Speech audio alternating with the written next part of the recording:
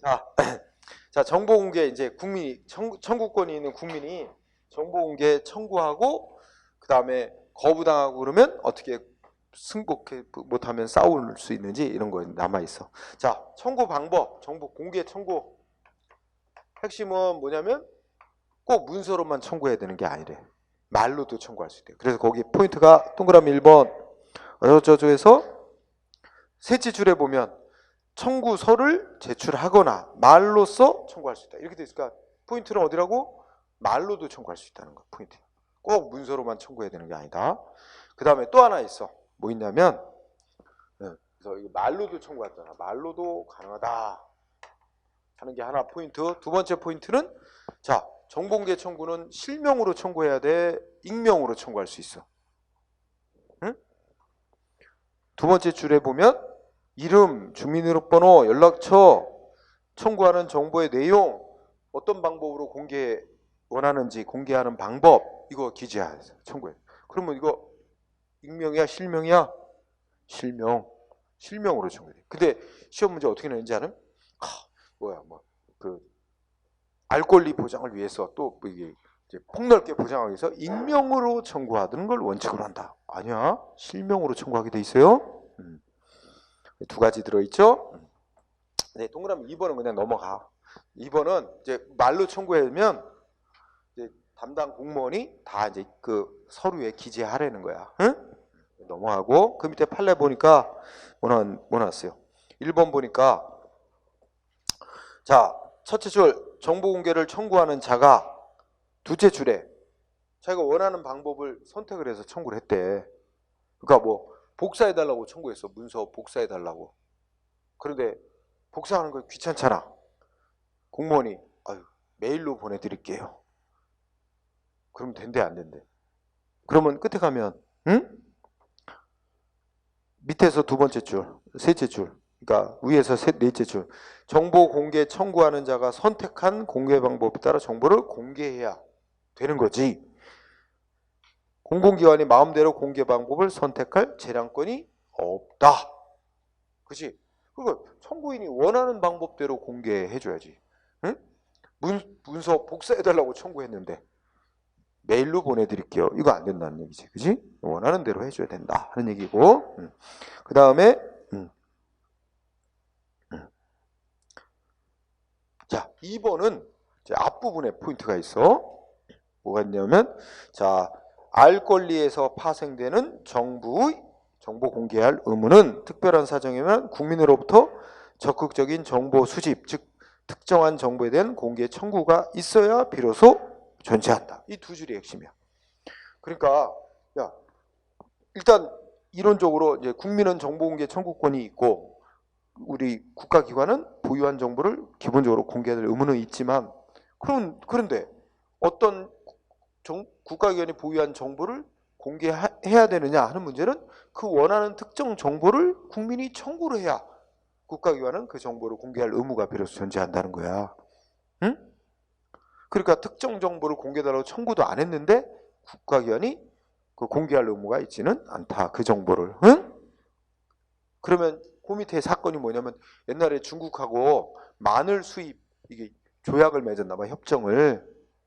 근데 그 정부가 중국하고 마늘 수입 협정 맺을 당시에는 이 정보를 공개를 안 한 거지. 그 수입 협정.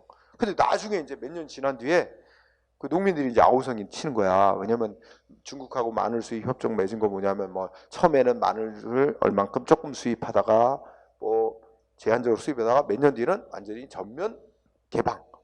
뭐 무제한으로 수입되도록 이런 내용이었나 봐. 근데 몇 년 지난 뒤에 막 중국산 마늘이 막 들어오니까 마늘집의 농가들이 이제 열받은 거지. 그래갖고 아니 그러면 애시당초 그렇게 중국하고 마늘 수입 협정을 맺을 때 이런 내용의 협정을 맺었다고 농민들에게 공개해야 되는 거 아니냐, 공개할 의무 있었던 거 아니냐, 왜 공개 안 했다? 그래갖고 이게 위법하고 싸운 거잖아. 근데 판결은 그러면 그 협정 맺었을 당시에 농민들이 그 마늘 수입 협정 내용 공개해달라고 청구를 했으면 국가는 그 협정 내용을 공개할 의무가 있을 텐데 청구를 안 했으니까 공개할 의무가 없었다. 이게 판결이야. 응? 그래서 그러면 위에 두 줄 다시 읽어보면 국민은 알 권리가 있고 정부는 보유한 정보를 공개할 의무가 있다 해도 어떤 특정한 정보에 대해서 공개해달라고 청구가 있어야 비로소 정부는 그 정보를 공개될 의무가 존재하게 된다. 그런 얘기잖아. 근데 공개 청구가 없었던 이상은 공개할 의무는 없다. 이런 얘기지. 응? 두 줄 보고. 그 다음에 3번은 아까 한 건데 국민이 정보 공개를 청구할 때는 어떻게 해야 된대? 거기 두 번째 줄에. 셋째 줄에 뭐라고 돼 있어? 셋째 줄. 자기가 청구하는 공개를 원하는 대상 정보를 기재함에 있어 사회 일반인의 관점에서 어떤 정보를 청구하는지 대상 정보의 내용과 범위를 확정할 수 있을 정도로 특정해야 된다. 이 두 줄이 핵심이야. 응? 그러니까 국민이 정보 공개를 청구할 때는 그 청구되는 정보의 범위, 내용 이런 걸 구체적으로 좀 특정을 해서 청구를 해야 된대. 사회 일반 사람들의 관점에서 볼 때 어떤 정보를 공개받기를 원하는구나 알 수 있을 정도로. 응? 그런데 그 밑에 보면 아까 주공아파트 분양원가 공개해달라고 청구하는데 뭐뭐뭐뭐 하더니 끝에 가서는 뭐라고 되냐면 뭐뭐와 관련된 자료 일체를 공개해달라고 청구해서 뭐뭐와 관련된 자료 일체. 그럼 이게 너무 범위가 불분명하다는 얘기지. 그래서 거기 끝부분은 그냥 읽어보면 뭐뭐와 관련된 자료 일체를 공개해달라 이렇게 청구하는 건 안 된다는 거지. 응? 그래서 그 범위, 내용 이런 걸 구체적으로 특정을 해야 된다 하는 그 부분이 시험에 쓰이는 거다. 그 다음에 뒤로 가자. 그러면 자 우리 말로도 청구할 수 있다 그러는데 하여튼 정보 공개 청구했어. 청구를 받은 공공기관은 어떻게 해야 돼? 결정을 해야 돼. 공개할지 말지. 근데 시간에 제해서 얼마 안에 공개할지 말지를 결정 내려야 된대. 청구받은 공공기관은 10일 내에 공개 여부를 결정해야 돼. 공개 여부 결정해서 상대방한테 통보해줘야 돼. 응? 그래서 동그라미 1번에 숫자가 중요합니다. 10일 이내 공개 여부를 결정 내려야 된다. 응? 근데 이게 10일이 짧아. 이게 좀 복잡해. 공개해야 되는지 말아야 되는지 좀 심사숙고가 필요해. 그럴 때는 좀 연장을 할 수 있어. 그래서 한 차례 연장할 수 있어. 총 10일 범위 안에서. 그치? 그래서 그거는 뭐 그냥 동그라미 2번 보면 두째 줄 끝에 10일 범위 안에서 연장할 수 있다 이렇게 되지. 그러면 최장 그 결정하기까지 얼마 걸릴 수 있어? 20일. 그지? 그러니까 아무리 늦어도 한 번 연장한다고 치면 20일 안에는 결정을 내려줘야 된다는 얘기지. 예, 그렇게 하여튼 시험은 1번에 10일이 제일 많이 나와. 응? 그리고 그래서 3번이 또 중요해. 자, 청구된 정보와 누구하고 관련돼? 다른 사람하고 관계된 거야. 청구된 정보가 제3자와 관련된 정보를 공개해달라고 청구가 들어왔대. 다른 사람하고 관계된 정보를 공개해달라고. 그럼 공공기관은 어떻게 해야 된대? 그 제3자에게 지체 없이 당신과 관련된 정보 공개 청구가 들어왔습니다. 물론 청구한 사람은 알려주면 안 되겠지만 그 정보 공개 청구가 들어왔다는 사실을 지체 없이 3자에게 통지해줘야 돼. 그리고 필요하면 그 3자의 의견을 들을 수 있다. 자, 여기서 끝말 잘 봐야 돼. 통지는 반드시 해줘야지, 지체 없이 3자한테. 근데 3자의 의견을 듣는 건 반드시 해야 돼? 그건 필요하다면 공공연히 할 수도 있고 안 할 수도 있는 재량이야. 근데 시험 문제 출제자는 어떻게 내? 지체 없이 3자에게 통지하고 의견을 들어야 한다. 의견 듣는 건 의무사항이 아니거든. 근데 그렇게 낸다니까. 그러니까 그 부분 유의. 의견을 듣는 건 의무사항은 아니다. 좀 유의하고. 그 다음에 뭐 사항 이런 거는 그냥 눈을 읽고잖아. 그러니까 자기네가 보유한 정보가 아닌데 청구가 들어왔어. 그러면 그 정보를 보유한 기관으로 이송을 해주래. 그리고 이제 청구한 사람한테 알려주라고 돼 있는 거고, 이거 넘어가고 다 국민에게 이제 이익되게 하지. 그 다음에 5항은 공개하기로 결정났으면 이제 언제 어디서 공개한다 이러고 이제 통보해주래. 읽고 지나가. 그 다음에 6항도 읽고 지나가. 공개 안 하는 거로 결정했으면, 비공개 결정했으면 또 비공개합니다라고 근거와 이유, 이거 다 기재하고 여기에 승복 못하면 어떻게 하면 됩니다까지 다 기재해서 알려주래. 중요해. 그냥 읽고 지나가. 자, 그러면 쌍가로 3번에 기관이 하나 나온다. 정보공개 심의회. 정보공개 심의회. 1항을 중시합니다. 1항을 보면 모든 국가기관하고 지방자치단체하고 그 다음에 뭐 공공기관의 운영에 관한 법률에 따른 공기업은 뭐 해야 돼? 정보 공개 여부 등을 심의하기 위하여 정보 공개 심의를 설치 운영해야 된다. 이렇게 돼 있어요. 응? 자, 정보 공개 심의에는 정보 공개할지 말지를 결정하는 기관은 아닙니다. 정보 공개 여부를 결정하는 권한은 그 공공기관의 장한테 있는 거예요. 응? 장. 근데 공공기관의 장이 공개해야 되냐 말아야 되냐 결정하기 좀 어려운 문제들이 있잖아. 이런 거에 대해서 정보 공개 심의에 대해 좀 의견 좀 달라, 응? 좀 자문 좀 해달라 이렇게 요구하면 그 정보 공개 심의에서 의견을 제시하는 거예요. 물론 그 의견은 반드시 따라야 될 의무는 없어요. 법적 구속력은 없는 거예요. 이게 자문해주는 역할만 하는 거기 때문에 최종 결정권은 공공기관의 장한테 있는 겁니다. 응? 그래서 그 1항만 공부하세요. 응? 거기 밑에 뭐 심의의 뭐 위원은 몇 명으로 구성하고 뭐 이런 것들은 우리 일반 공무원 시험에서 거의 잘 안 냅니다. 그러니까 이제 정보공개 심의회가 그런 역할을 한다. 응? 알아두면 될 것 같고. 그래서 판례도 오른쪽에 가면 어떻게 돼 있어요? 판례도 오른쪽 올라가면 자, 청구된 정보를 공개하느냐 마느냐 결정할 권한과 책임은 공공기관의 장한테 있는 겁니다. 그러면 정보공개 심의회는 그 공공기관의 장을 돕기 위해서 뭐 이렇게 의견 제시하고 이렇게 자문해 주는 역할만 하는 거지. 응? 그러니까 만약에 공개 거부가 나왔다 그러면 누구를 상대로 소송해야 되겠어?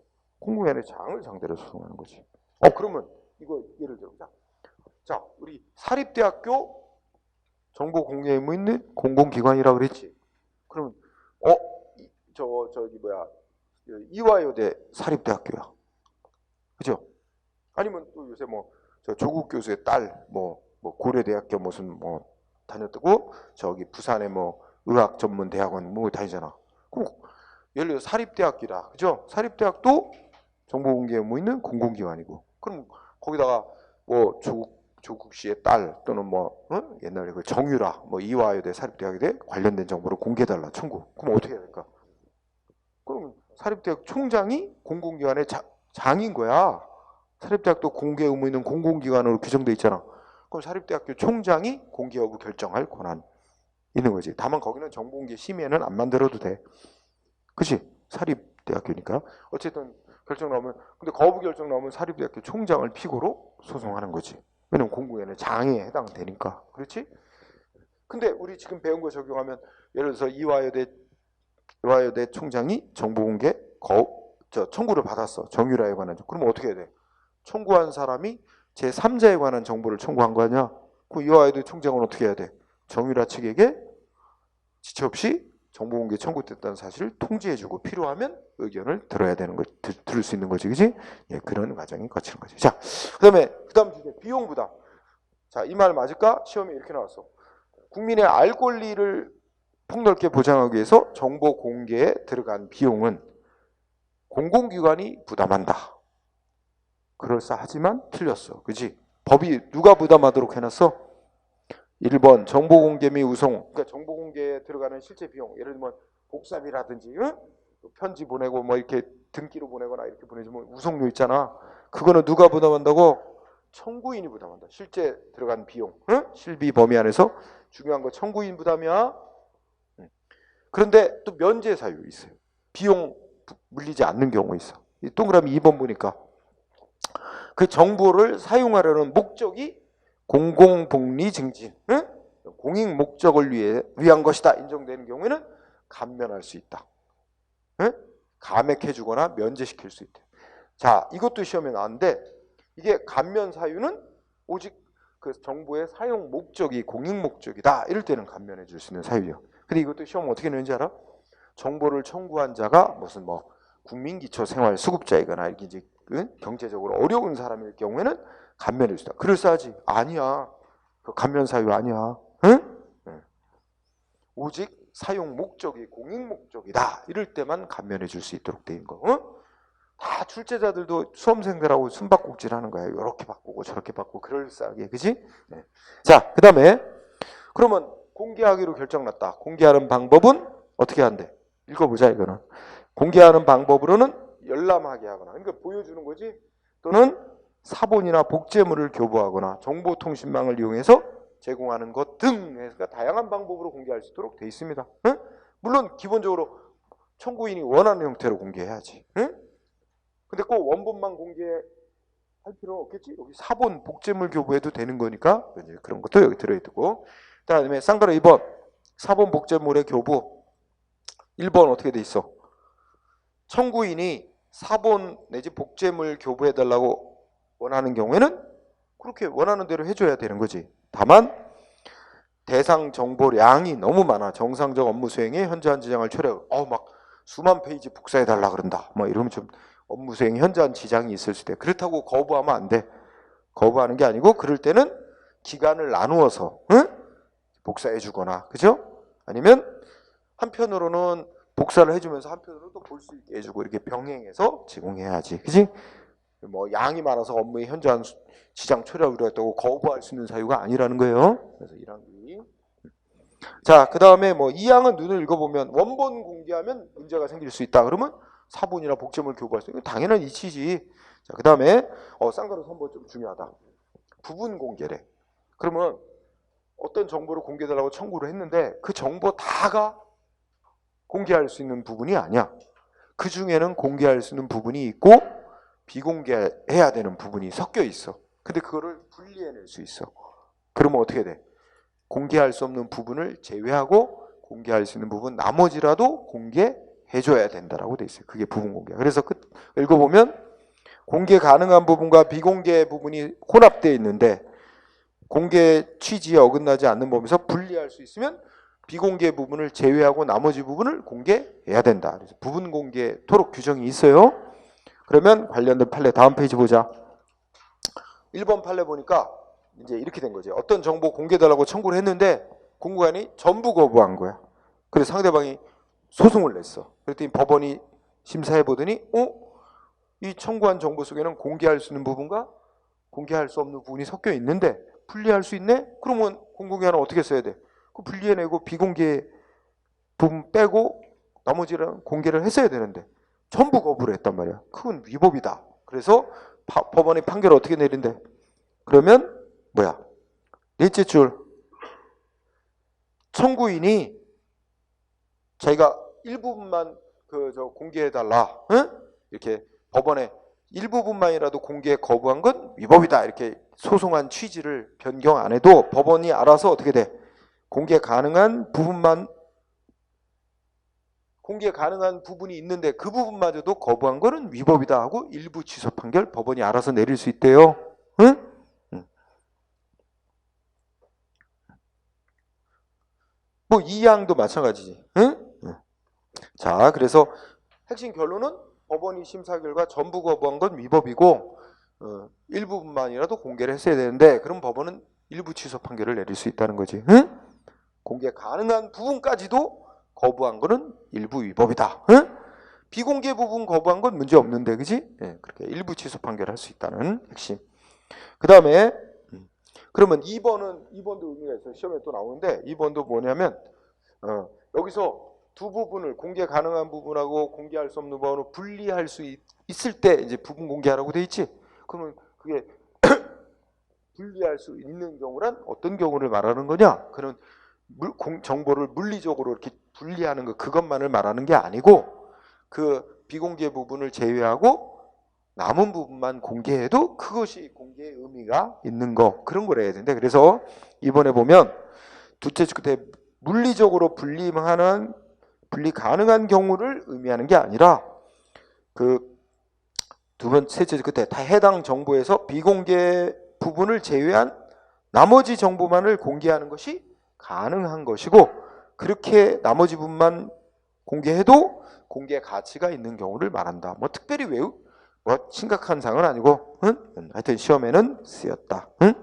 그래서 아까 판례 읽은 것 중에 교도소에 교도소에 그 수용돼 있는 재소자가 있는데 아마 교도관들로부터 뭐 폭행도 당하고 좀 가혹행위를 받았나 봐. 그래갖고 이 사람이 그 손해배상 청구 소송을 국가를 상대로 내려고 하는데 그 증거 자료를 위해서 자기 그 폭행당하고 한 날 가혹행위 당한 날 어떤 교도관들이 근무했고 뭐 이게 교도관들 그 근무했다는 걸 그날 근무한 증거 자료를 잡기 위해서 교도관들의 근무 보고서, 근무 일지 뭐 이런 걸 공개해달라고 청구했는데 그거 근데 전체 뭐 다른 것들도 청구했는데 다른 것들은 비공개하는 거라도 교도관들의 근무 보고서는 공개될 부분이다라고 판결했다는 거예요. 그래서 우리 머릿속으로 아까도 나왔어. 교도관들의 근무 보고서는 공개될 정보다라고 판결했다. 이렇게 기억하면 되고, 그 다음에 자 전자적 공개라고 해서 여기도 시험에 한두 번 나왔는데 원래 공공기관이 정보를 보유 관리하고 있는 형태가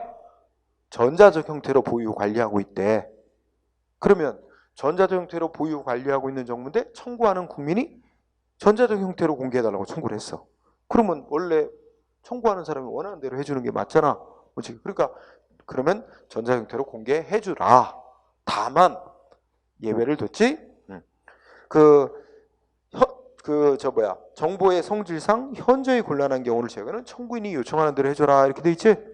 자, 그래서 1항은 전자적 형태로 보유 관리하는 정보 이거 뭐야? 전자적 형태로 공개해달라고 청구하면 원칙대로 그대로 해주라는 얘기고. 그런데 시험은 주로 2항이 문제가 돼. 아니 공공기관이 보유하고 있는 정보가 전자적 형태로 보유 관리하고 있지 않은 정보래.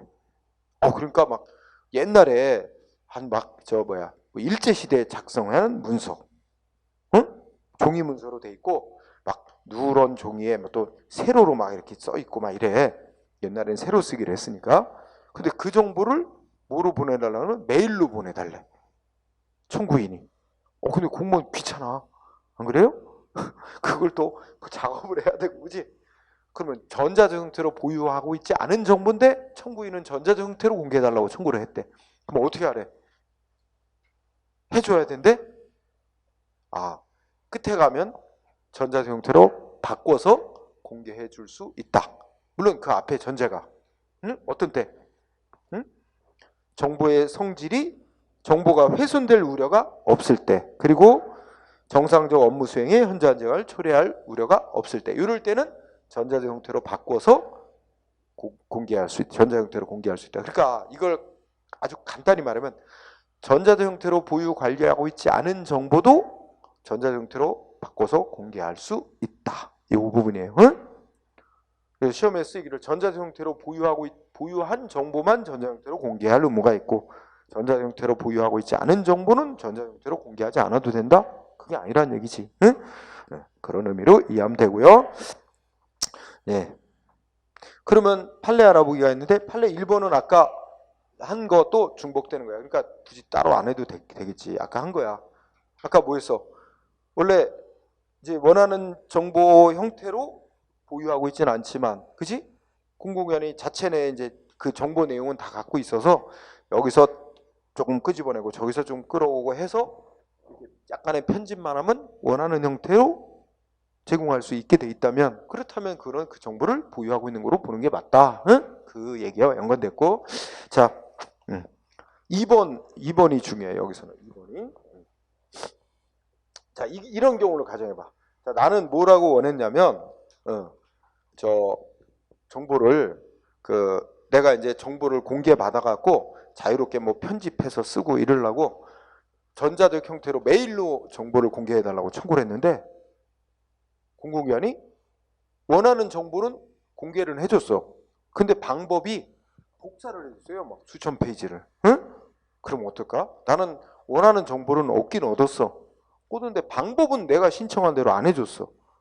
그러면 이걸 뭐로 이해할 수 있냐면 이게 말하자면 일부 거부한 거야. 원하는 정보는 공개해줬으니까 들어줬는데 방법은 안 들어줬잖아. 그러니까 거부로 볼 수 있는데 전부 거부라고는 아니고 방법만 원하는 형태로 안 했으니까 일부 거부한 처분으로 볼 수 있다. 그럼 상대방 그 일부 거부로 보고 그거에 대해서도 소송으로 싸울 수 있다. 이런 얘기입니다. 응?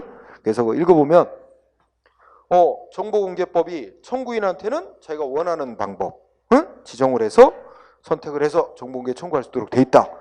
따라서 공공기관이 청구 대상이 된 정보를 정보는 공개해 줬는데 방법은 신청한 방법이 아닌 방법으로 공개해주는 결정을 내렸다면 이는 정보공개 청구 중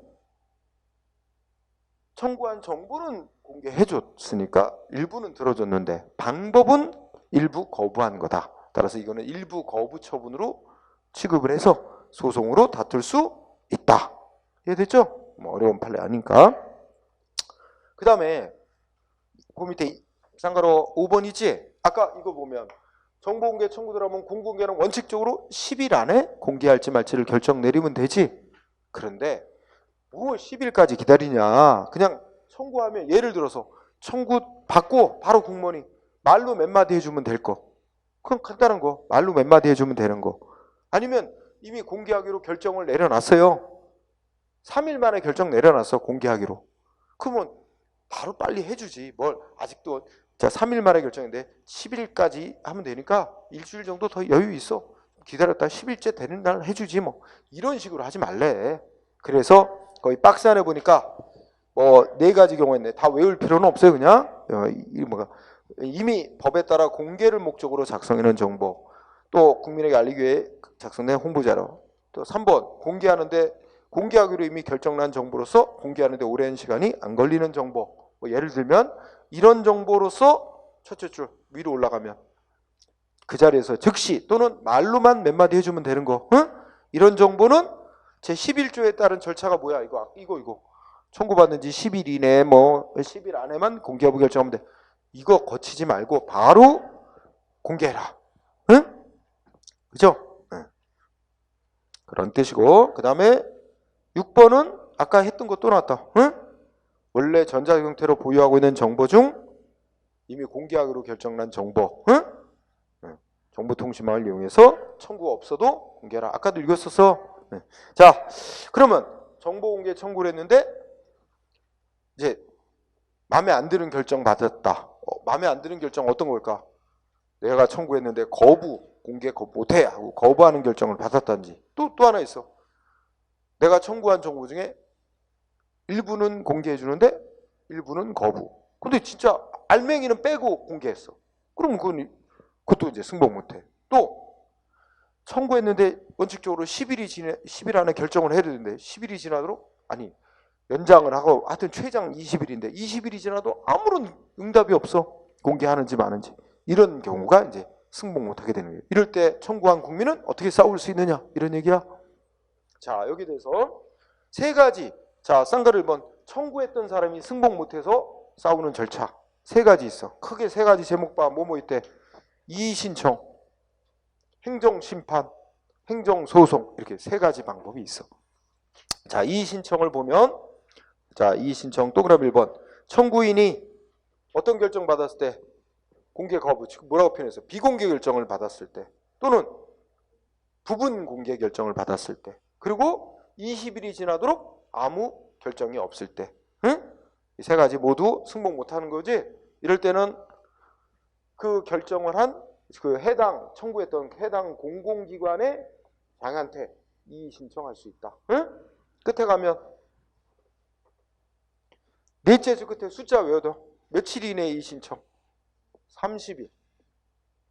30일 이내 21정. 그죠? 그러니까 다 30일에 걸리는 거다.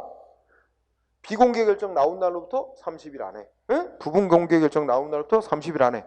또 청구한 지 20일이 지나도 아무 결정 안 내린다. 그럼 20일 지난 날부터 30일 안에. 다 30일 안에 해당 기관에 이의 신청할 수 있다. 꼭 반드시 해야 되는 건 아니겠죠? 그건 선택해야 할 수 있다. 자, 그리고 시험에는 한 번도 안 쓰는데 2번은 그냥 한 줄 정도. 이의 신청이 들어가면 뭐야?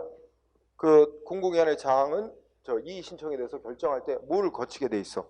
그렇지. 아까 나왔었지? 정보공개 심의회. 여기 심의회가 정보공개 심의회 아까 정보공개 심의회의 심의회를 개최해야 되는 게 원칙이래. 응? 그래서 국가기관들은 이의 신청이 들어오면 정보공개 심의회를 개최해야 되는 게 원칙이다. 물론 예외가 있지만. 그리고 사망의 숫자 나온다. 공공기관은 이의 신청 받은 날부터 이의 신청 들어온 거에 대해서 얼마 안에 결정을 내서 통보해 줘야 된대. 7일 안에 결정해서 통보해 줘야 된대. 응? 자, 7일입니다. 자, 그렇게 정리. 자, 다른 건 특별한 건 없습니다. 응? 그리고 이제 뭐 이의 신청 안 받아들인 결정할 때는 또 행정심판 소송할 수 있습니다. 이것도 알려주라고 돼 있고 넘어가요. 자, 행정심판 갑시다. 여기는 특별한 건 없고 여러분 지금 이의 신청은 누구한테 하는 거야? 그 청구받고 거부하거나 이런 해당 기관에게 하는 게 이의신청이고, 행정심판은 쉽게 말해서 상급기관에다 신청하는 거야. 상급 행정기관에. 그래서 이거는 뭐 별건 없고, 행정심판법에 따라 행정심판 청구, 셋째 줄 행정심판법이 정하는 바에 따라 행정심판 청구할 수 있다. 그런데 이의신청 꼭 거치고 나서 행정심판 청구해야 됩니까? 이의신청 안 하고 행정심판 청구해도 됩니까? 그것까지 명시해놨어. 동그라미 2번. 이의신청 절차 안 거치고 바로 행정심판 청구해도 된대. 응? 근데 끝에 보니까 행정심판도 하여야 한다가 아닙니다. 할 수 있다니까 그것도 안 거쳐도 돼요. 그러니까 이의신청도 안 하고 행정심판도 안 하고 그 밑에 있는 바로 법원에 행정소송 바로 제기해도 돼. 응? 그렇게 되는 거지? 행정. 그래서 행정소송에서는 두 가지 공부하는데 뭐 특별한 건 없네. 그 2항 이때 소송 제기를 받 행정소송법에 따라 소송 제기를 받은 재판장은 원래 재판은 일반 사람들 방청하는 상태, 즉 공개로 재판하는 게 원칙이에요. 응? 근데 공개리에 재판하는데 그럼 재판하는 과정에서 자 청구인은 나는 이런 정보를 공개달라고 청구를 했는데 거부했다. 근데 공공기관은 뭐야? 이러이러하기 때문에 이 정보는 공개할 수 없다. 뭐 이러면서 서로 공방을 벌이잖아. 그럼 공개리에 그 막 떠들어도 된단 말이야? 그러면 그 정보 뭐 공개되는 거랑 마찬가지지. 따라서 이런 규정을 둔 거야. 재판장은 응? 필요하다고 인정하면 원고 피고 소송 당사자 참여시키지 아니하고 그 공공기관부터 그 청구된 정보 제출받아서 비공개로 심사할 수 있다. 공개해야 할 정보인지 아니지에 대해서. 그지? 그 취지 알겠죠? 그 2항 정도. 자, 그 다음에 관련된 판례들이 쭉 나오게 되네요. 자, 보면 1번 판례가 중요하네. 자, 우선 첫째 줄 밑줄 쭉 쳐야 돼. 자, 국민의 정보공개 청구권은 그 자체가 법률에 의해서 보호되는 구체적인 권리다. 따라서 정보 공개를 청구했다가 거부받으면 그 거부 행위 자체로 인해 봐도 뭐한 거야? 국민은 권리를 침해받은 거다. 그렇기 때문에 그것만 거부받은 것 자체만으로도 권리를 침해당한 거니까 그것만으로도 바로 소송을 제기할 수 있게 된다는 얘기예요. 응? 더 나아가서 이거 필요 없다는 거야. 뭐가 필요하면은 만약에 정보가 공개됐으면 그 공개받은 정보를 가지고 내가 뭔가 정보를 활용해서 이익을 얻을 수 있었는데 거부돼 가지고 내가 그 정보를 활용 못 해가지고 이익을 못 얻었다. 이거 필요 없대. 그것까지 필요 없고 청구했다 거부받으면 그것만으로도 이미 권리 침해된 거니까 그 거부받은 사람은 바로 소송할 자격이 인정된대요. 응? 1번 판례 자주 나오는 거야. 정보공개 청구는 법률이 보호하고 있는 구체적 권리다. 응? 두 번째 줄 거부받은 것 자체가 이미 법이 보호하는 권리, 이 법률상 이익을 침해받은 것에 해당되므로 바로 소송할 자격이 인정된다. 다른 이익 침해를 증명할 필요가 없습니다. 응? 1번 중시. 그 다음에 2번. 자, 정보공개 청구를 했는데 기본적으로 공개 대상이 되는 정보는 어떤 정보야? 공공기관이 현재 보유, 관리하고 있는 정보래야 공개 대상이 되죠? 응? 그런데 이런 싸움이 날 수 있어요. 내가 이제 정보 공개달라고 청구를 했는데 공공기관은 아이고 그 정보 한 달 전까지 우리가 보유 관리하고 있었는데 이제 폐기해서 그 정보 더 이상 없다. 나는 거짓말 마라. 니네 갖고 있으면서 거짓말하는 거지? 싸움 날 수 있잖아. 그런데 재판에서 뭐가 증명이 됐대? 셋째 줄. 응? 자, 어쩌고 저쩌고 해서 자, 둘로 나눈다. 2번에 자, 청구한 정보를 공공기관이 보유 관리하고 있을 상당한 개연성이 있다는 점은 누가 재판에서 증명해야 된대? 청구인이.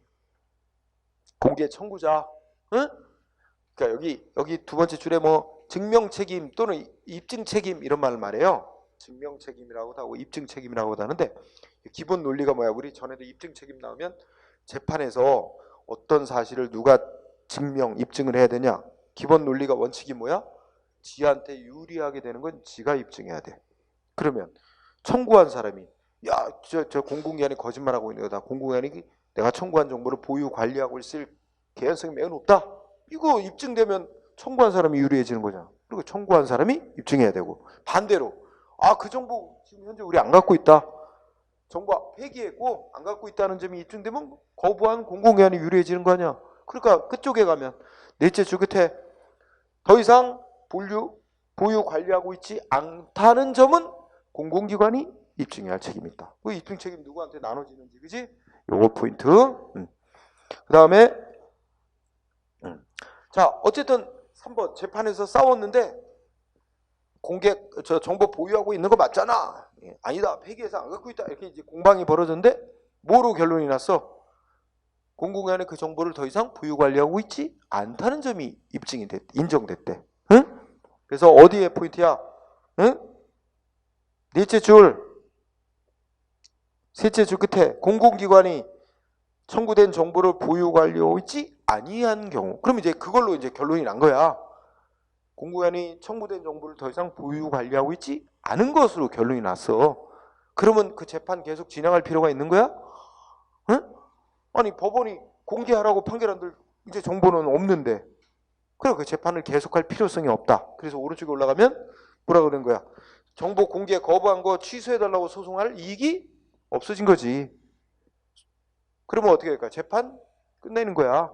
이걸 이제 우리 법률 용어로 소송의 이익이 없기 때문에 각하한다. 그래서 각하 판결 내리게 됩니다. 자, 그다음에 4번은 자, 또 연장선상인데, 자, 내가 어떤 정보를 청구했더니 공공기관이 안 갖고 있대. 거짓말만 니네 갖고 있지. 이렇게 공방을 벌이는데, 자, 4번 읽어보니까, 응? 자, 두 번째 줄 보니까 청구된 정보를 공공기관이 보유 관리하고 있다는 점에 대해서는 청구인에게 증명할 책임이 있다고 할 것이다. 그런데 어느 정도로 증명해야 된대? 응? 그 증명의 정도는 어느 정도만 하면 된대? 청구한 정보를 공공기관이 보유 관리하고 있을 상당한 개연성이 있다는 점을 증명하면 그 정도로는 된다. 충분하다. 응?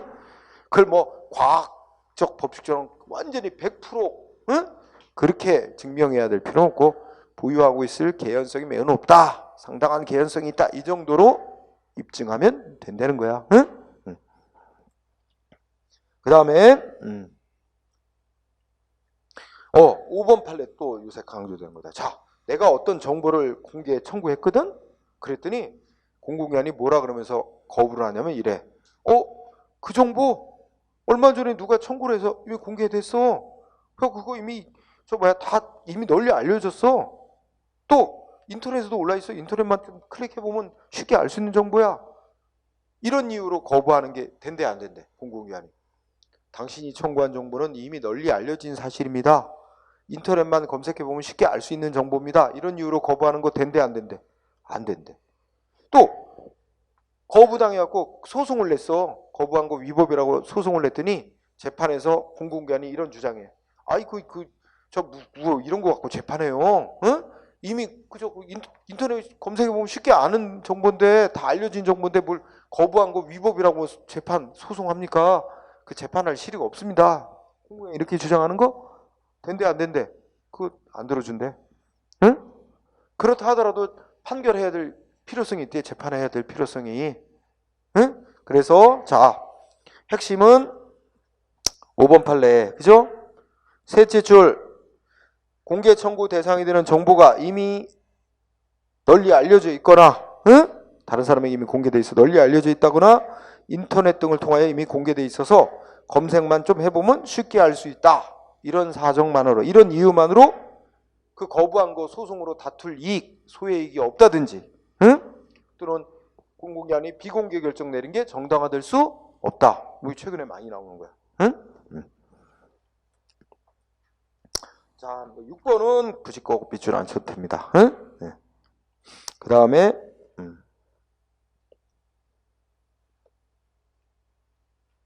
자, 8번. 8번은 좀 비교적 최근 판례로서 최근 아닌데 좀 알아둬야 될 판례다. 자, 이런 경우지. 그러니까 내가 정보 공개를 청구했더니 공공기관이 A라는 이유로 거부했어. 응? 근데 내가 그래서 그런 A라는 이유로 거부한 것 위법 해가지고 소송을 냈더니 재판이 진행되는 도중에 공공기관이 이유를 바꿔. 아, 그거는 A라는 이유로 거부했던 이유를 B라는 이유로 바꿀래요. 거부한 이유를. 이렇게 바꾸는데 그 바꾸는 거 허용할 거냐? 바꾼 이유로 가지고 거부한 게 위법이냐 아니냐? 재판할 거냐? 이런 문제가 있는데 그 바꾸는 이유 있지? 애초에 거부한 이유하고 사실상 같은 이유라는 동일성이 있다는 이유래야 그 바꾼 이유를 인정해줘.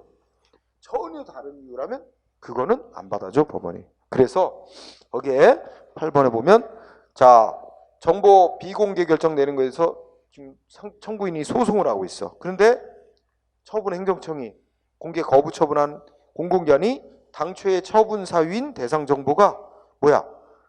비공개 사유인이 7번째 7호에 해당한다는 것과 또 거기다 또 공개 거부한 이유로 추가를 했대. 다른 이유를 또 하나 추가했는데 무슨 이유래? 응? 제 1호면 뭐 다른 법에 의해서 비밀 내지 비공개상으로 규정된 정보기 때문이라는 이유를 또 추가로 재판 과정에서 내세웠대, 공공기관이. 그런 경우 그 기초가 되는 사실관계와 기본적인 점에서 동일하다고 할 수는 없기 때문에 그 나중에 추가한 이유는 재판에서 고려 안 해주는 거야. 공공기관에 나중에 추가. 그러니까 여기서 중요한 거는 기본적 사실관계가 동일하다고 보느냐 아니냐 이거에 따라 갈라지는 거예요. 그러니까 맨 처음에 거부한 이유는 무슨데요? 7번째 이유, 응? 비공개할 수 있는 사유 7번째 있잖아. 7번째가 뭐냐면 그 법인 단체의 영업 비밀에 해당한다는 이유가 7번째 이유야. 그것에 해당되기 때문에 거부했는데 소송으로 다퉜는데 재판에서 7호 사유 말고도 1호 사유 다른 법에 의해서 비밀 내지 비공개로 규정된 정보기 때문이라고 추가했는데 맨 처음에 내세운 이유와 나중에 내세우는 전혀 다른 얘기를 하는 거기 때문에 그 같은 사실상 같은 동일성이 있는 사유라고 볼 수 없다. 그리고 나중에 추가한 이유는 그 재판에 고려 안 해줍니다. 응? 네, 그런 이거 나중에 소송 가면 또 처분사의 추가 변경이라는 이유로 공부를 하게 됩니다. 그 다음에 9번 판례도 또 공부해야 된다. 우리 이 판례를 열심히 공부하는 이유는 전부 시험은 다 판례 위주로 많이 나오기 때문에 그렇습니다. 응? 우리가 판례는 기본 법 규정 내지 법 논리 이런 걸 먼저 알고 이게 현실에 어떻게 적용됐는가 하는 사건 결정이잖아. 이런 걸 다 잘 알아야 되는 거죠. 근데 판례 공부가 많아도 그렇게 어려운 거 아니야. 기본 논리를 이해하고 있으면은. 자, 그럼 9번 보면 어쨌든 정보 공개를 청구했더니 거부했나 봐. 그래서 지금 소송을 벌이고 있는데 소송 도중에 어떻게 됐나 보자. 소송 도중에 공공기관이 청구된 정보를 증거 등으로 법원에 제출했대. 청구됐던 정보를.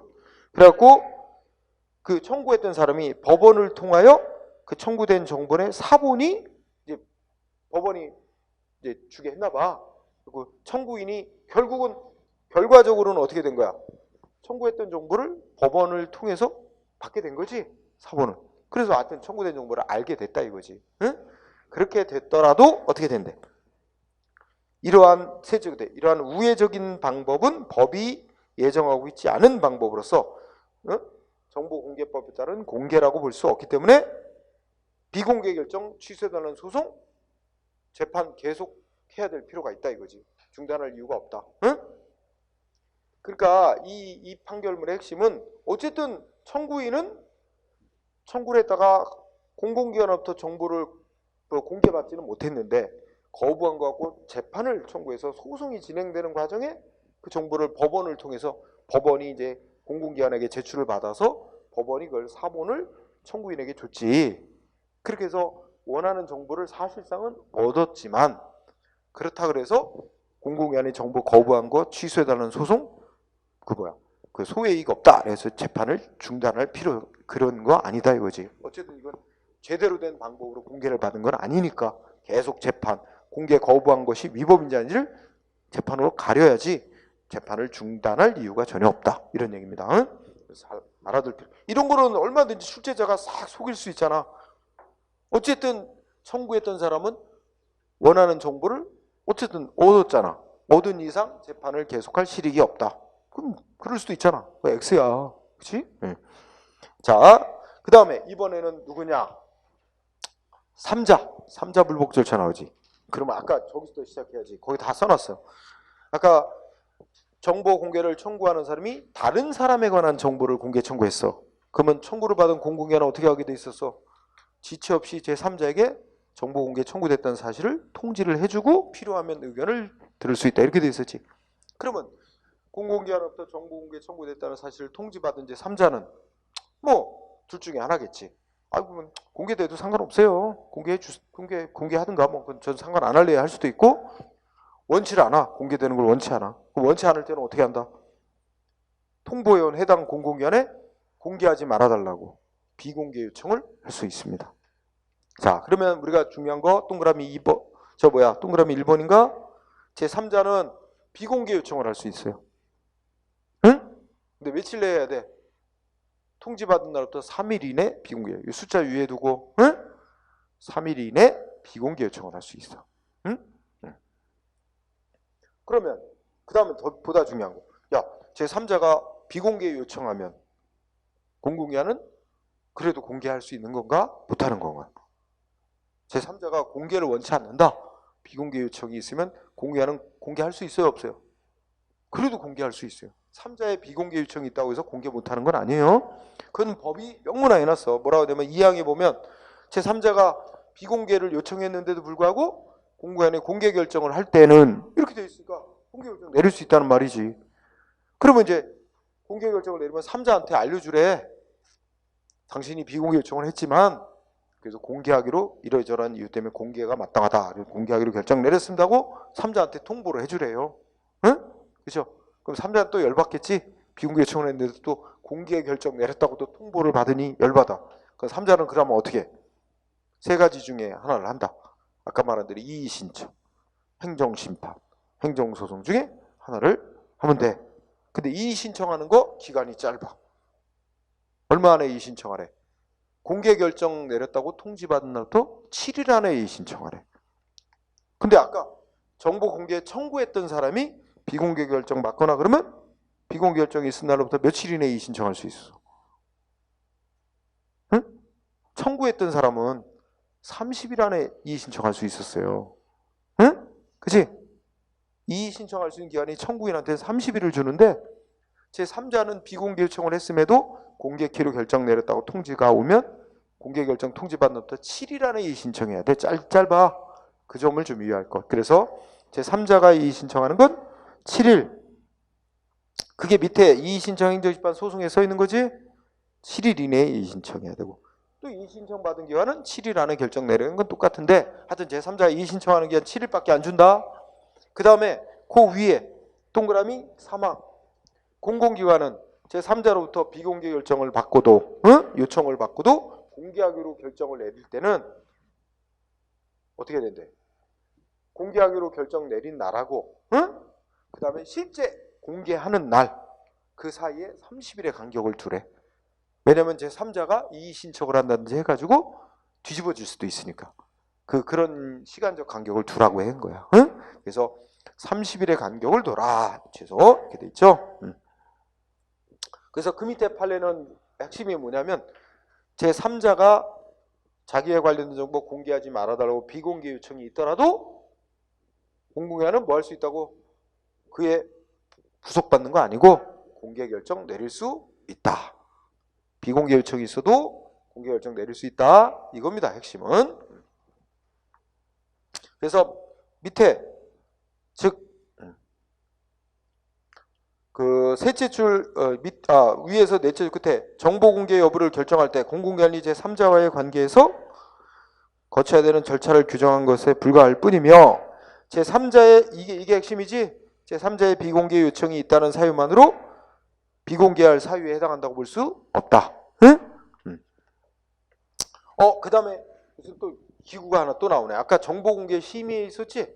질문해보자. 야, 정보공개 심의에는 전국에 하나만 있을까? 여러 개 있을까? 아까 정보공개 심의 어디 설치하게 돼 있어?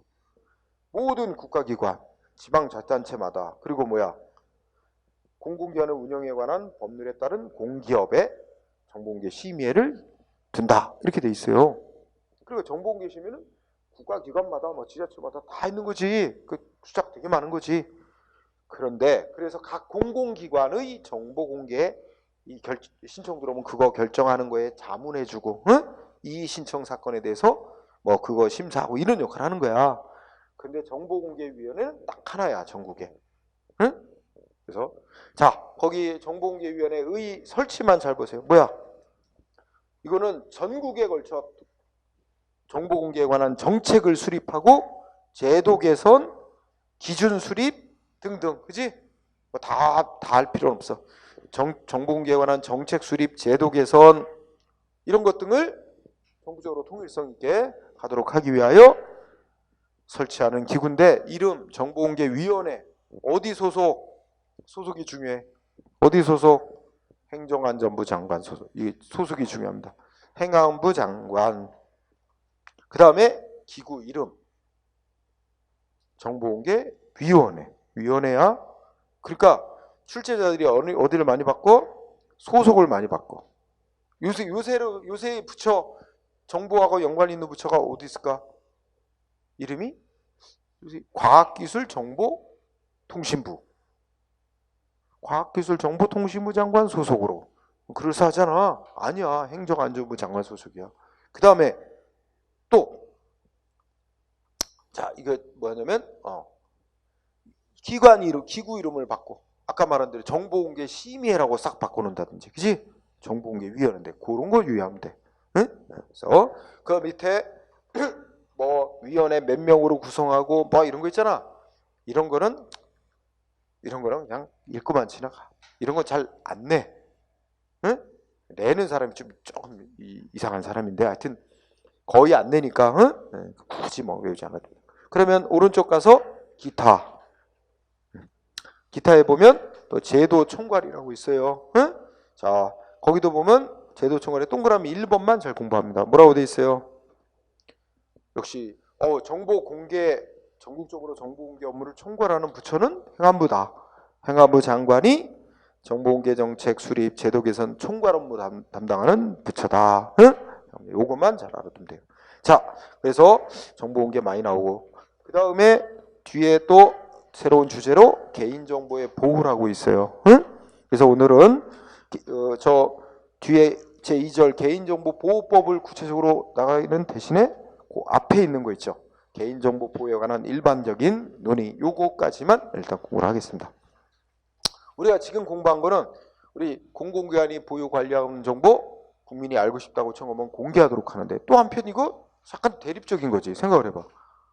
공공기관이 보유하고 있는 정보, 특히 우리 행정기관이 보유하고 있는 정보, 이런 거는 어떻게 될까요? 사생활에 관한 정보도 많고, 그죠? 이거 함부로 공개했다간 또 사생활 침해, 인권 침해 오라고 하면 없지. 그렇기 때문에 한편으로는 정보를 공개해야 될 필요도 있지만, 한편으로는 또 개인의 사생활 보호를 위해서 개인과 관련된 정보는 또 보호해야 될 필요가 있어요. 공개 안 되고 유지관리 이런 거 잘 보호해야 될 책임, 의무도 있습니다. 그래서 약간은 대립하는 듯 하면서도 결국은 다 국민의 권리, 이익을 위한 제도입니다. 다 조화롭게 운영을 해야 되겠죠. 그러면 개설에서 개인정보 보호의 필요성, 특히나 그렇잖아. 오늘만 해도, 오늘도 딱 여러분 인터넷 메일 딱 한번 열어보면 뭐가 있어? 스팸 메일 잔뜩 들어와 있어. 그지? 나는 이거 알려준 적도 없는데, 내 메일 주소 알려준 적도 없는데, 내 개인정보 제공한 적도 없는데 어찌 알고 나 메일로 막, 그치? 희한하잖아. 그치? 근데 이제 그 중에는 내가 어디에 가입하면서 나에 관한 정보를 뭐 누구한테 제공해도 된다, 이거에 대해서 동의해서 오는 것도 있고, 나 동의한 적도 없는데 이게 불법적으로 내 인적 정보 알아내가지고 나한테 막 보내는 것도 있고, 그죠?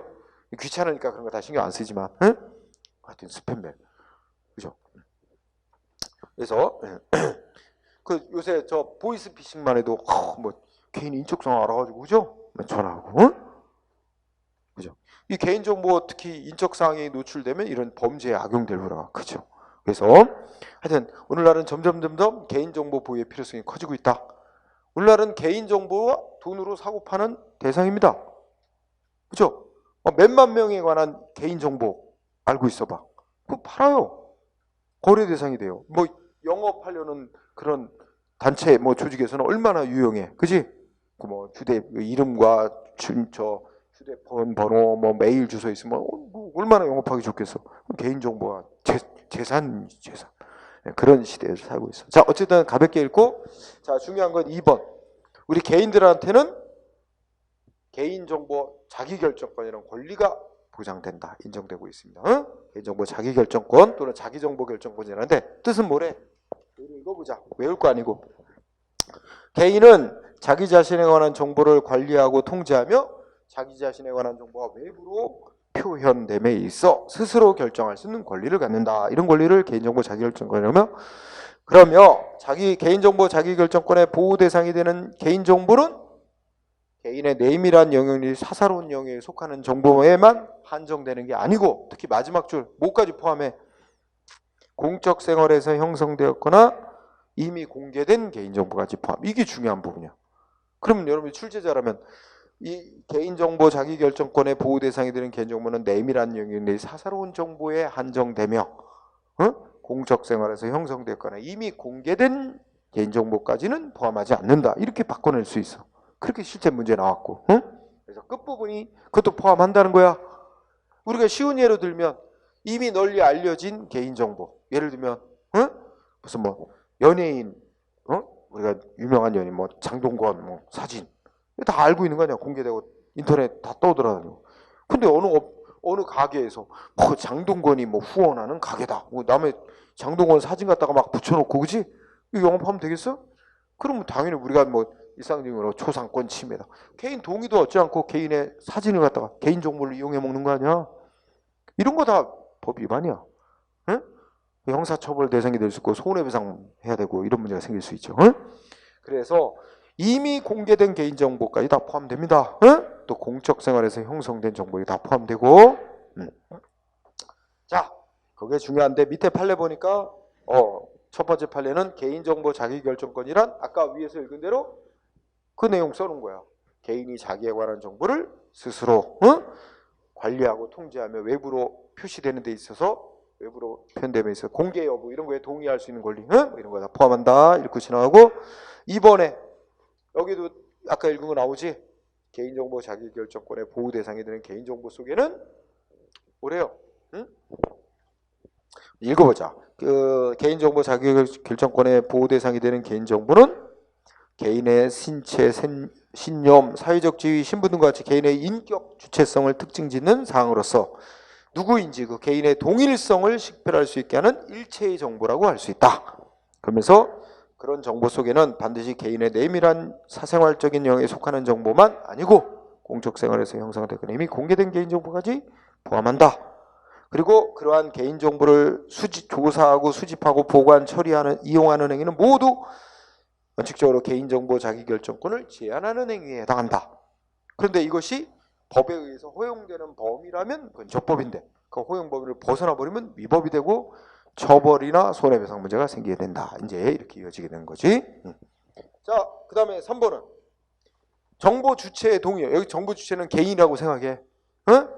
그 정보를 가지고 있는 그 개인의 동의 없이 개인 정보를 막 공개함으로써 침해되는 개인의 인격적 법익과 또 정보 주체의 동의 없이 자유롭게 개인 정보를 공개하는 표현 행위를 통해서 보호받을 수 있는 법적 이익이 충돌한대. 그러니까 쉽게 말하면 개인 정보를 그 본인한테 동의하지 않고 공개하면 두 가지 가치가 충돌한대. 하나는 뭐야? 공개함으로써 얻어질 수 있는 공익.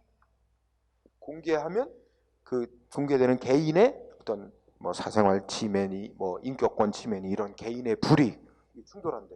그럼 어떻게 해야 돼? 이 가치가 충돌하면 항상 우리 행정법 공부하면서 법학에서 가치가 충돌하면 어떻게 해야 돼? 그치. 구체적인 사안마다 어느 이익이 더 우월하고 중요한 것인가를 판단해야 된대. 응? 그거야 결론은. 그래서 이게 개인의 이익 침해도 있지만 이게 그 개인 정보를 공개함으로써 얻어지는 공익이 훨씬 더 클 때는 공개하는 것이 적법이고 허용될 수 있다. 이런 얘기지. 응? 그래서 이거 단적으로 예를 들면 야 우리 연쇄살인 뭐 이번에 이춘재 얼굴 공개했나? 진짜 얼굴 공개했어요? 얼굴 공개 안 했지 않았어요? 공개 안 했지. 그 옛날 몽타주 작성한 것만 자꾸 방송 나오던데 아직까지는? 그지? 응? 근데 그거 말고 예전에 얼굴 공개한 경우 있지? 대표적으로 기억나는 게 저기 저 서울 강서구 PC방 살인 사건, 그지? PC방에서 막 지 동생하고 형하고 그 PC방 그 알바하던 애, 걔 막 칼로 얼굴 막 난도질을 막그 한 사건 있었잖아. 걔 그 흉악범이라 그래서 얼굴 공개했잖아. 그죠? 이름 뭐였더라? 응? 김 뭐예요? 김성수인가? 하여튼 뭐 그런데 그렇게 이름, 얼굴, 뭐 인적사항 공개, 이게 바로 이 문제잖아. 그래서 그 이제 국민의 알 권리, 또 뭐 재범 방지, 뭐 범죄 예방, 뭐 이런 걸 위해서 한편으로는 범인의 신상을 공개해야 될 필요성과, 공개함으로써 아직 유죄 확정 판결도 안 나온 사람의 신상을 공개하는 거, 이런 가치가 충돌한단 말이야, 그렇지? 그런데 그거는 결론은 구체적인 사안마다 이익을 따져서 공개될지 여부를 결정해야 된다, 그죠? 이게 이 가치가 충돌하면 이익 형량한다는 것인데, 여러분 우리 나도 담배를 피지만 담배 피는 사람의 권리, 이거 뭐라 그러지? 흡연권. 근데 담배 연기를 맞지 않을 권리가 있어요. 사람들 담배 안 좋아하는 사람은 그 뭐라 그래? 혐연권. 혐오한다 할 때 혐연권. 충돌해. 담배 피는 사람은 자기 담배 자유롭게 필 수 있는 권리. 근데 자기가 아무 데서나 막 자유롭게 담배를 피므로써 타인에게 해를 끼친단 말이야. 그지? 그럼 싫어하는 사람은 또 자기는 담배 연기 맞지 않을 권리가 있단 말이야. 혐연권. 충돌해요. 어느 게 우선할까? 그것도 뭐 이익 형량을 해야 되는데, 우리 헌법재판소 결정 나온 거 보면 혐연권이 우선. 담배 연기 맞지 않을 권리가 좀 더 우선한다. 이렇게 되는 거예요. 그렇다고 해서 그쪽이 우선한다고 무조건 혐연권을 완전히 부정할 수는 없는 거니까. 그러니까 어떻게 해야 돼? 그 혐연권을 보장하는 선에서 담배 피는 사람을 이제 다른 사람의 피해를 주지 않게끔 뭔가 흡연 구역을 따로 지정해주고 거기서만 담배 피도록 하고, 그 외에서 담배 피면 뭐 제재를 하도록 하고, 이런 식으로 이제 제재를 하는 거지, 그지? 네. 그래서 하여튼 세상 우리 이 현실과 관련된 이 법학이나 사회학은 다 이렇게 구체적인 사안마다 이익 형량을 할 수밖에 없어요. 이 가치가 충돌하기 때문에. 과학적 법칙처럼 결론이 딱 하나 나오는 게 아니란 말이지. 자, 그러면 남아있는 주제 뭐야? 법적 근거. 우리 개인정보를 보호해야 된다 하는 이 법적 근거는 어디서 나온대? 헌법적 근거에 둘로 나눠서 공부해야 돼. 우리 대법원은 어디서 나온다고 본대? 쉽게 말하면 헌법 17조의 사생활의 비밀과 자유, 사생활 보호의 필요성에서 나오고, 그런데 둘째 줄을 보니까, 그러니까 우리 대법원은 헌법의 기본적인 권리, 기본권의 하나로서 사생활 보호 받을 권리 있지, 그로부터 개인정보 자기결정권이 파생돼 나오는 거로 보고 있어. 그러니까 개인정보 자기결정권은 헌법상의 권리라기보다는 헌법상의 기본권으로부터 파생돼 나오는 법률의 효력을 갖는 권리, 이런 정도로 보고 있는 거야. 근데 그 밑에 우리 헌법재판소는 좀 더 개인정보 자기결정권을 더 높은 권리로 보고 있어요. 헌법에 명시되지는 않았지만, 헌법에 명시되지는 않았지만 그 자체가 헌법상의 독자적인 기본권이라고까지 격상을 시켰어. 그래서 헌재는 좀 더 개인정보 자기결정권을 위상을 높게 보는 거예요. 헌법적 효력을 갖는 권리로 보는 거야. 근데 대법원은 조금 헌법의 기본권으로부터 파생되어 나오는 하위의 권리, 법률의 효력을 갖는 권리로 본다. 그 정도로 알아두고, 그래서 그 밑에는 또 이 개인정보를 보호하기 위한 많은 법률들이 제정되어 있는데, 우리가 이제 공부하고자 하는 대표적인 법은 개인정보보호법이에요.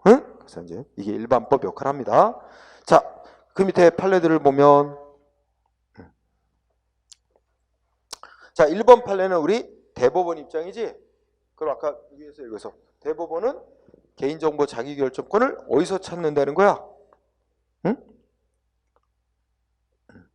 셋째 줄에 헌법 17조의 사생활의 비밀과 자유, 여기로부터 개인은, 넷째 줄, 개인의 사생활 활동이 타인으로부터 침해되거나 함부로 공개되지 않으냐 소극적 권리 플러스 자기에 관한 정보를 자율적으로 통제할 수 있는 적극적 권리.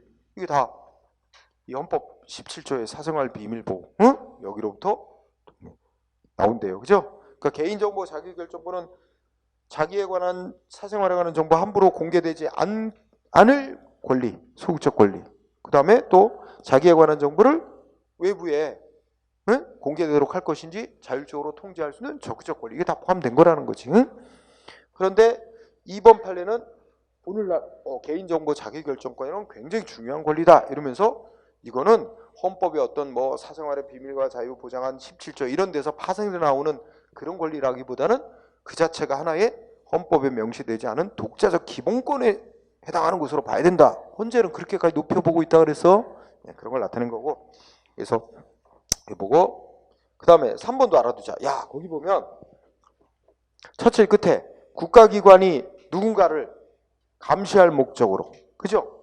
개인정보를 비밀리에 수집. 그런데 그 대상자가 공적 인물이라는 이유만으로 이게 책임을 면할 수 없다. 근데 이 공적 인물이라는 게 이제 미국의 판례에서 나오는 대로 공적 인물하면 누가 있을까? 공적 인물. 대표적으로 정치인, 고위 공무원들, 또 연예인 이런 사람들이죠. 그러니까 공적 인물은 일반 국민들의 관심사가 되고 그 공적 인물이 무슨 어디를 가고 무슨 활동을 하고 이런 거에는 국민들의 알 권리 충족 차원에서 어느 정도 공개돼도 된다. 그러니까 이 공적 인물은 일반 보통 사람보다 사생활이 좀 더 많이 제한, 침해를 받을 수 있다. 이걸 인정하는 논리가 공적 인물 이론이라는 거야. 응? 그죠? 그런데 이 보면은 지금 3번이 일반 국민의 알 권리 충족시키는 목적과는 아무 상관도 없고 국가기관이 누군가를 감시할 목적으로 그죠? 비밀리에 그 개인 정보를 수집해 왔다면 그 대상 인물이 공적 인물이라 할지라도 공적 인물인데 일반 국민의 알 권리 충족을 위해서 뭔가 개인 정보를 수집했다면 이거는 이제 정당화될 수도 있는데 일반 국민의 알 권리 충족하고도 상관없고 그렇죠. 오로지 감시할 목적으로 그 공적 인물에 대해서 막 비밀리에 정보를 수집했다면 그거는 위법이고 그에 대해서 손해배상 책임 면할 수 없다는 얘기입니다. 그런 얘기고. 그래서 얼마 전에 우리 논란 기사에 나오고 있어서 그 정경심 교수가 공적 인물이냐, 저희 공적 인물에 해당한다고 볼 수 있느냐가 약간 TV에서 논란이 토론이 하면서 하더라고요. 공적 인물에 해당한다고 보게 되면 그 사람의 어떤 인적 사항이나 이런 게 막 공개돼도 법적으로 문제가 안 됩니다. 국민의 알 권리 충족 이런 걸 이유로. 근데 공적 인물로 보지 않게 되면 그리고 함부로 막 언론에서 공개하고 그러면 인적 사항을 공개하고 그러면 이거 문제가 됩니다. 근데 이제 대책을 주는 공적 인물로 보는 게 맞다. 어쨌든 그렇게 흐름이 가는 것 같더라고. 자, 4번 판례도 공부. 3번 판례 말은 길은데 첫째 끝에 보면 4급 이상 공무원 나오지? 4급 이상 공무원인데 남자야. 근데 이 사람 4급 이상 공무원인데 병역 면제받았어. 근데 뭐 때문에 면제받나? 질병 때문에. 그러면 법이 뭐였대? 4급 이상 공무원인데 질병 때문에 병역 면제받은 사람이 있다. 그러면 그 질병명을 공개하도록, 국민에게 공개하도록 법이 정하고 있대요. 근데 이 법조항 뭐야? 결론은 그 공무원 개인의 인격권을 과도히 침해하는 법률 조항으로서 위헌 판정받은 거야. 결론은 그렇게 공개하도록 한 법률 조항은 위헌이라는 거. 위헌. 왜? 아니 그 질병명을 무차별적으로 그 질병의 그 종류 및 그 정도 이런 거 따지지도 않고. 그래서 다섯째 줄 끝에 보면 다섯째 줄가 보면 공적 관심의 정도가 약한 4급 이상의 공무원들까지 대상으로 해서 모든 질병명을 아무런 예외도 없이 공개토록 한 것은 뭐야? 이건 헌법 위반이다. 과도하다는 거예요. 자, 그런 거로 보고 그 다음에 5번 판례는 우리 국민기초생활급여 신청하는 사람들 자기 생계 곤란하다고 국가로부터 생계 보조비 받을 수 있는 그 국민 생활 수급자로 지정해 달라고 신청한다. 근데 신청하는 사람에게 뭐 요구한대? 예를 들어 뭐 3개월 동안에 은행 거래 내역 이런 거 제출하라. 그죠? 이거 어떻게 하는데? 분명히 은행 거래 내역은 개인 정보야. 근데 그거는 이런 목적, 행정 목적 달성을 위해서 필요한 최소한의 제한이다. 그러니까 이건 위법은 아니다. 법적으로 허용되는 최소한의 제한은 비례 원칙 위반은 아니다 하는 얘기고, 그 다음에 6번 판례는 지문이에요. 지문. 키워드가 지문이야. 지문 정보. 여러분 우리 전 세계 개인마다 다 지문이 다 다르다 그러지? 이 지문은 개인의 고유성을 특징 짓는 고유한 개인정보. 그런데 우리 국가가 어떻게 하죠? 여러분 우리 17살 되면 주민등록 하죠?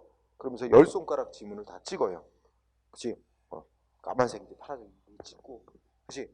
그런데 그 시군구청장이 주민등록법에 따라서 그 지문 정보를 수집하는 거야. 이거 개인정보 수집하는 거잖아.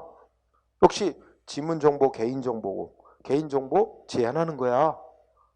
그런데 이거 허용되냐 이거지. 물론 어떤데 법에 의해서 할 수 있게 돼 있고 필요 최소한만큼만 수집 이용한다면 이건 위법은 아닌 거로 보는 거잖아. 근데 이제 문제가 된 게 시군구청장이 10손가락 지문을 다 수집해요. 법이 그렇게 하도록 돼 있어. 10손가락 지문을 다 찍게 하고. 그리고 그 지문 정보 시군구청이 수집한 정보 보관하면서 또 한편 그 수집한 정보를 경찰에게 넘겨줘요. 경찰이 그걸 이제 범죄 수사에 이용할 수 있도록 이게 지문 정보를 또 경찰이 이제 전산 보관한단 말이야. 요거에 대해서 문제 제기를 했었어요. 시민단체에서 했나? 아니 이 지문 정보 수집하는 게 필요하다면 아니 손가락 하나 지문만 찍게 하면 되지. 지문 정보 손가락 하나 정보만 수집하면 되는 거지. 왜 10손가락을 다 수집하냐? 과잉이다. 응? 그리고 명시적으로 법률에 근거도 없이 경찰에게 그 수집한 지문 정보를 막 넘겨주는 건 또 이 법률 유보 원칙 위반이다. 뭐 이렇게 가지고 문제 제기가 있었어요. 근데 거기에 대해 최종 결론은 뭐야? 필요 이상을 초과한 과잉 제한이라고 볼 수는 없어요. 적법이라는 거고 또 그렇게 경찰에 수집한 개인 정보를 지문 정보를 시군구청장이 넘겨줄 수 있도록 하는 근거도 있다고 보는 게 맞다. 이래가지고 결국은 적법 다 결론 난 거야. 어쨌든 지문 정보, 개인 정보, 응? 분명히 개인 정보를 국가가 제한하는 건 맞는데 필요 이상의 과잉 제한이라고 볼 수는 없다. 응? 라는 게 결론. 그래서 적법 이렇게 된 거야. 그 다음에 7번. 7번은 아직 시험에는 잘 안 나왔어. 교육정보 시스템 나오죠? 네이스라고. 이거 하니까 얼마 전에 저기 뭐였어? 조국 씨 딸 그 생기부라 그러나? 그거 고등학교에서 생기부가 유출됐잖아. 야, 그거 수사하고 그죠? 근데 그 얘기는 뭐 수사하는데 왜 얘기가 안 나오는지 모르겠어. 그 명백한 위법인데, 그렇지? 그 생기부가 그 개인의 내밀한 학교 생활과 관련해서 거기 선생님이 뭐라고 썼을지도 모르고 그죠? 이 학교 생활에 대해서. 근데 그거 함부로 공개되면 안 되는 건데 외부에 유출됐잖아. 그치? 저 자영당 국회의원이 막 그 얘기 떠들고 막, 응? 그 수사 대상이거든? 자, 어쨌든, 최소한의 그 이름, 생년월일, 졸업일자 뭐 최소한의 정보만 수집 보관한다면 그 개인정보를 과잉 제한하는 건 아니다. 그런 취지였어. 그냥 읽고 지나가세요. 네. 자, 그다음에 8번. 8번 다 하는 건 아니고 8번 봅시다. 8번을 보면은 시험에는 아직 잘 안 쓴 것 같은데 나와야 되는데 8번에 인터넷 무슨 사이트를 운영하는 업체가 있어. 무슨 돈 받고 정보 제공하는 사이트를 운영해. 근데 무슨 정보를 제공하고 돈을 받아서 운영하냐? 변호사들에 관한 정보야. 우리나라 모든 변호사들에 관한 정보야. 근데 변호사들에 대해서 두 가지로 나눠. 자, 8번에 보면은 두째 줄 끝에 두째 줄 앞머리 있다. 변호사들의 인맥 지수. 요게 하나. 또 하나 밑을 칠 거. 그 8번 판례 밑에 세제 줄에 변호사들의 승소율이나 전문성 지수. 이렇게 둘로 나눠봐. 그러니까 어떤 인터넷 사이트에서 우리나라의 모든 변호사들의 인맥을 이제 살펴본 거예요. 이제 이 변호사가 어디 지역 어디 출신이고, 응? 그다음에 뭐 초중고등학교 어디 나왔고, 몇 회 뭐 사법고시 붙었고, 뭐 어디 근무했고, 막 이런 걸 다 이제 파악을 할 수 있어요. 그런 걸 해가지고 이 사람하고 친한 법조인이 누군가, 검사, 응? 얼마나 친한가, 저 판사, 얼마나 친한가, 이거를 이제 수치로 매기는 거야. 그러니까 이 사람이 어느 지역 사람이다 그러면 어떤 검사하고 같은 고향 사람, 고등학교도 동창이네, 뭐 선후배 사이네, 뭐 이런 거 이제 다 따져서 그거를 이제 우리나라 사회에서 그 사람 사이의 이 가까운 관계를 나타내는 가장 중요한 지표에는 가중치를 두면서, 그지? 그래 갖고 점수를 매겼는 거야. 그럼 예를 들어서 자기가 무슨 범죄를 저질렀다고 지금 잡혀가지고 이 재판을 받게 되는데, 나를 담당하는 검사가 A라는 검사야. 그러면 나 어떤 변호사를 선임하는 게 유리할까? 그걸 알아보는 거야. 그러면 그 나를 담당하는 검사하고 가장 이 인맥상 가까운 사람, 같은 고향 사람의 뭐 고등학교 선후배에다가 뭐 막 이렇게 있잖아. 뭐 그런 사람을 변호사로 딱 고르면, 선임하면 아무래도 그치, 유리하지 않을까? 이런 서비스를 제공하는 거죠. 그지? 그게 변호사 인맥 지수야. 근데 이거는 뭐래요? 위법. 그죠? 변호사 개개인들의 뭐 인격권을 침해하는 조치래. 그죠? 그건 위법한 것이라고 판결났어. 그런데 밑에 있는 거, 우리나라 모든 변호사들이 어떤 소송 사건에서 이 사람이 전문성이 있고 그 사람이 소송 사건에서 얼마나 승소를 많이 했는지, 그거 있잖아. 그거를 또 이렇게 이제 점수화 해가지고 서비스에, 그거는 그건 뭐 객관적인 거고, 그래서 그는 변호사들의 인격권 침해 이런 거하고는 상관없다. 그래서 그거는 적법. 두 가지 나눠지는 거 이해하죠? 실제 그 서비스 한 거에 대해서 문제가 됐다. 자, 그러면 중간에는 좀 여러분들이 한번 읽어보고, 어디 가냐면 10번은 앞에서도 이제 다루긴 하는 건데, 우리 주민등록번호 바꿀 수 있어 없어? 주민등록번호 변경할 수 있다 없다? 옛날에는 없는 걸 알았는데 판결 나와서 이제 주민등록 변경할 수 있어요. 우리 한번 태어날 때부터 번호 딱 주어지면 죽을 때까지 그 번호로 가는 거 이렇게 알고 있었잖아. 근데 거기 두 가지가 핵심이야. 자기 본인의 의사와 상관없이, 본인의 의사와 무관하게 주민등록번호가 유출된 경우, 그럼 이거 뭐 중국에서 막 악용한다 이럴 수 있단 말이야. 본인의 의사와 무관하게 주민등록번호가 유출된 경우는 시군구청장에게 주민등록번호 나 바꾸고 싶다, 변경하게 해달라고 신청할 권리 인정된다. 판례가 나온 거야. 응? 그래서 끝에 가면 핵심이 뭐라고 돼 있다고?